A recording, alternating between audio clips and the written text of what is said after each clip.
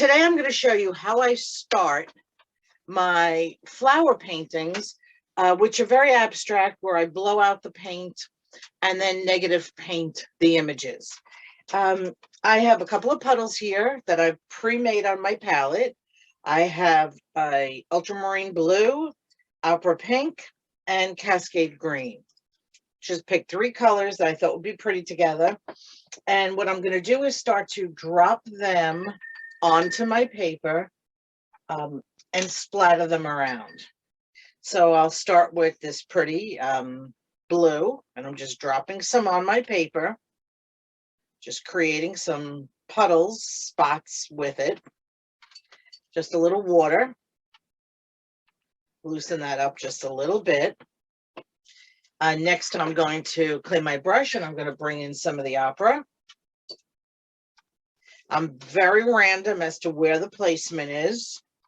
The only thing I do think about when I do this is that I want to make sure that I am thinking of all 4 edges of the paper, making sure that some color gets down onto each edge or by each edge. Okay, so now that I have some pigment down on the paper, I am going to take a straw and I'm going to start to blow this pigment out so it creates almost a fireworks effect. So I'm just looking at a puddle and I'm starting to just blow those puddles out. I'm going to turn this around so I can blow in different directions.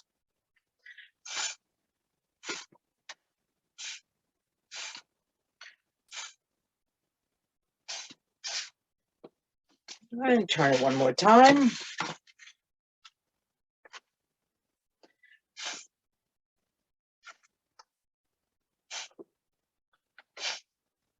Okay, so like I said, it was going to look very much like fireworks. I'm just going to clean off the edges of my paper, the board that it's on.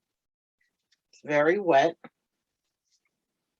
And now I'm going to, with a clean brush, I'm going to start to just bring in some soft areas. So right now, because I started this whole thing on dry paper, all the edges are very hard.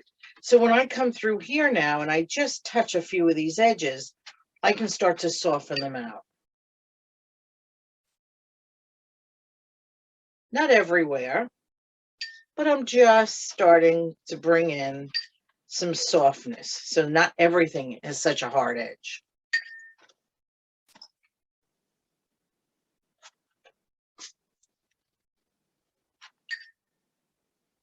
And I want to leave a lot of the white of the paper.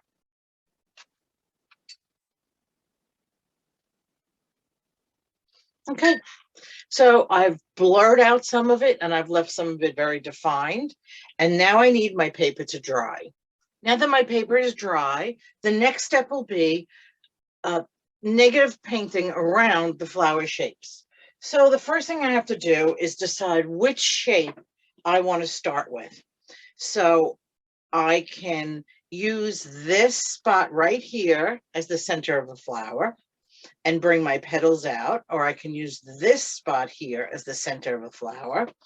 This pretty pink spot would also be the center of a flower.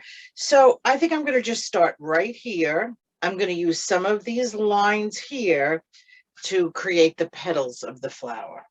So I'm still working with the same colors, and I think I'll just work with my blue. I'm making sure there's plenty of water in this puddle so that my value will stay light. I don't need to go dark now. When I talk about value, I'm talking about the lightness or the darkness of my watercolor. So I'm just going to emphasize this little shape right here a little bit, just so you can see where I'm looking at the center of a flower. And then I'm looking at these lines, and they're going to become the edges to define my petals.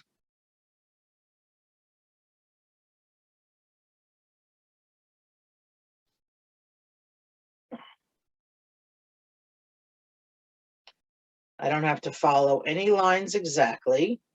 here's where I get to do whatever I want because I'm the artist and it's my painting. So the nice part about this technique is that as I work around, each petal has its own colors within, its own shapes within.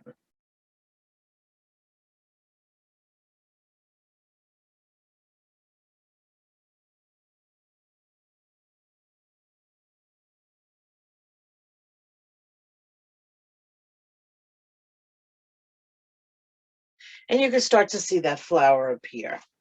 So I'm going to quickly come around.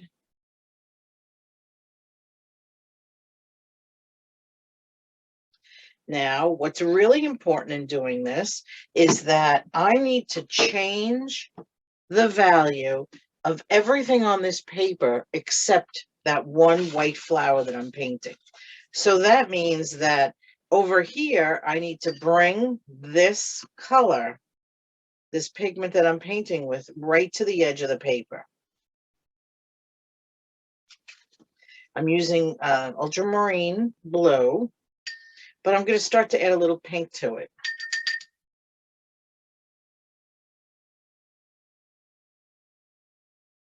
Continue over here with my petals.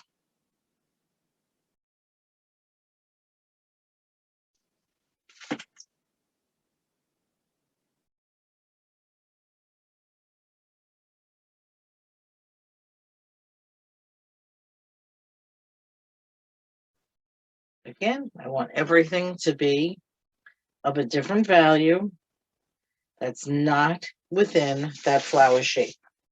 You could see how quickly this flower starts to come together.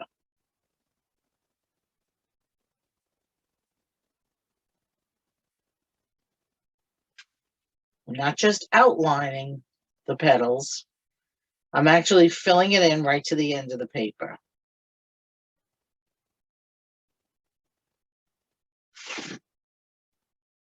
And each petal will have its own uniqueness because of the first wash I did. Okay.